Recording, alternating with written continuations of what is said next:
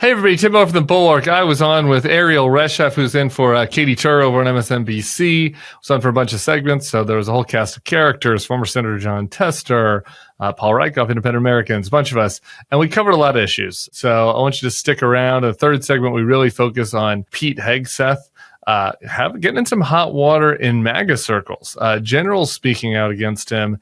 And speaking out against some two right-wing outlets, the Washington Times with the big takeout story, that should be a red flag for him. So we talked about that in addition to his free speech crackdown. We get into the demolition of the East Wing, and I kind of get into my take about how the corruption side of this, I think, may end up being the most important political story. Obviously, the actual demolition has more historic and emotional impact. But I think the corruption side of this is something that absolutely has to be focused on. Then in the first segment, we do a lot of shutdown talk. Having Tester on was interesting because the frame of this conversation was just about how there's not a lot of political incentive to end the shutdown, but regular people are getting the brunt of it.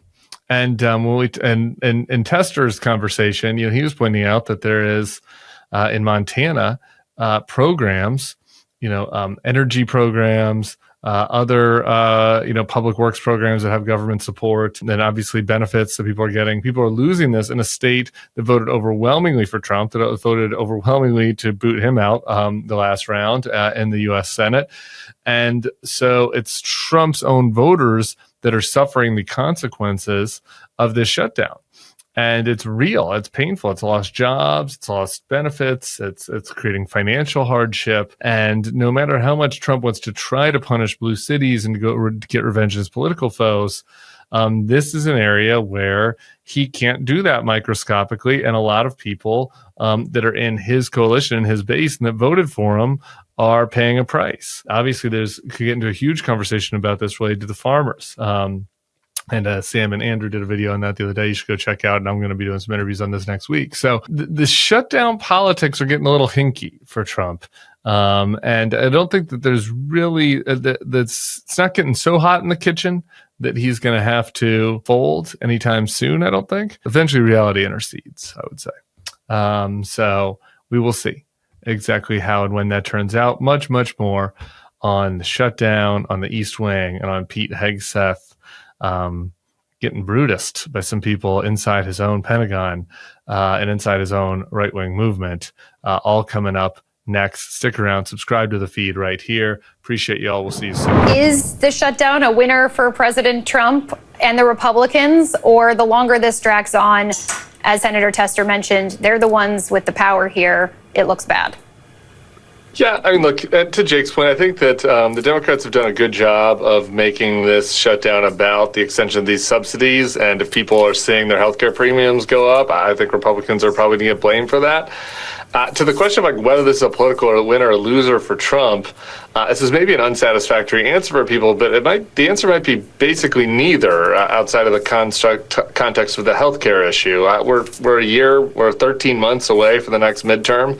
The way Trump does business, there are going to be a million controversies and scandals between now and then.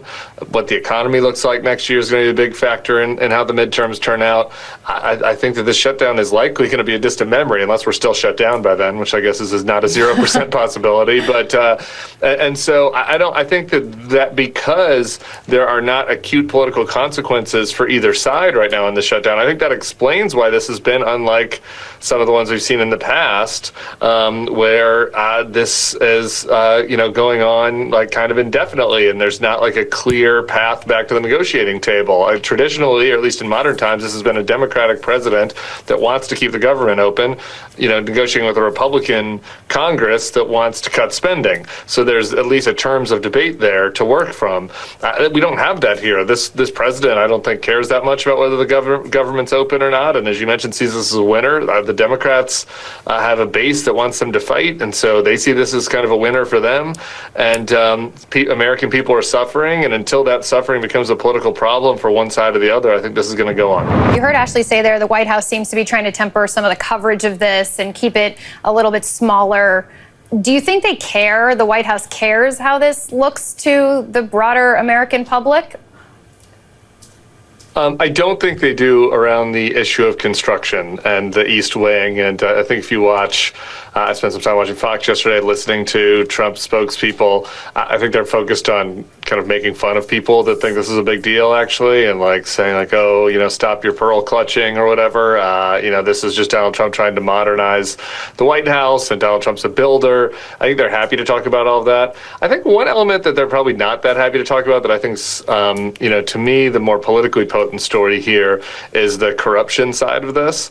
And you have multiple crypto companies, putting in millions and millions of dollars for this ballroom. Trump just today pardoned a crypto executive that had put money into his stable coin called Binance. You have the military industrial complex, Lockheed Martin, all these big companies, all the companies that were the swamp that Trump said he was running against. It seems like they've all co-opted him. Trump is now, essentially doing the bidding of what big tech companies, the big military consultant companies are wanting from him, and in exchange, he's getting, his fancy ballroom, and I do think that undermines his core appeal as an outsider that was fighting for the forgotten man and that was going to shake up DC. I think people kind of like it when he's putting his finger in the eye of DC, and there's a little bit of that with the demolition, but I don't think it's as popular when he is, taking essentially influence payments from the types of moneyed interests that he ran against. Are there cracks seeming to emerge in the support for Hegseth, and how far could that trickle up? Would the White House at some point say enough is enough? Yeah, that's a good question. I think this is definitely, in a weird way, this coming out of the Washington Times is something that makes Pete Hegseth more vulnerable than if it would have come from a mainstream outlet. We're in this weird upside down place. It's kind of like that movie Men in Black, where you have to read the National Enquirer to get the real news about the aliens. So we're kind of there now. You have to read the far right MAGA news to know what people are really thinking inside the White House in a lot of cases. And the fact that they would speak to an outlet like that to complain means that these are probably people inside the military who are maybe even sympathetic to Trump, but want just more competent leadership and are trying to send a signal to him and a message to him. And we've seen this in the past. There was a similar situation with a Trump appointee at that time, I think, leaked to Politico. But I think the fact that these complaints are coming from kind of inside the, not just the military, but inside kind of the right-wing ecosystem means that, it's something that makes him actually vulnerable. Yeah, and we know the president pays attention to news, especially right-wing outlets. The sort of issues that have been cited in the Washington Times, or Hegseth's fixation on facial hair, press access, is all of this going to play well with the commander-in-chief, with the president, who does tend to do his own nitpicking and kind of pick up on the culture wars, or is this going to become a distraction at some point? I think it could go both ways, but I think it's a really vulnerable moment for Hegseth right now. On the one hand, there was a firestorm around him initially that I think that he survived because he basically made the case to the president like they're coming after me, like they're coming after you, and we're going to go after the fake news. And so that's why I think that this is interesting. Now that these complaints are not really coming from somebody that they can turn into a boogeyman, right? Like this is coming from military leaders. This is coming from a right-wing media outlet. And so, at some point, all of that bad press starts to pile up, and Trump doesn't like it. And we've seen this time and again, going back to the first term, where he wants to defend his people for a little while against the media, but after a while, it's all about him. And if they're taking on too much water, he starts to look to move on. Tim, what do you make of what some perceive as Hegseth's crackdown at the Pentagon on both the press and now of their communications with Congress? How are lawmakers going to perceive this?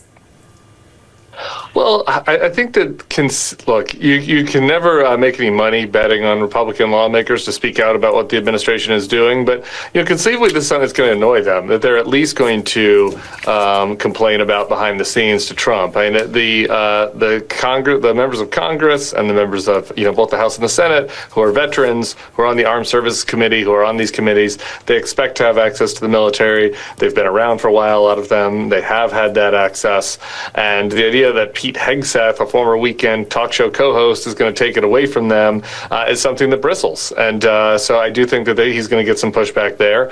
And then on the crackdown on the media, it's just worth saying, and it's truly a banana republic situation over at the Pentagon at this point. If you look down the list of people at the media, it is no different than, Sputnik or the types of media outlets that would cover the Russian president. And I don't say that with hyperbole or an exaggerated metaphor. And it is only foreign outlets, mostly foreign outlets of countries run by authoritarians like Turkish media outlets, et cetera, and sites that are so far right that like you said, even Fox and Washington Times look askance at their willingness to go along with it.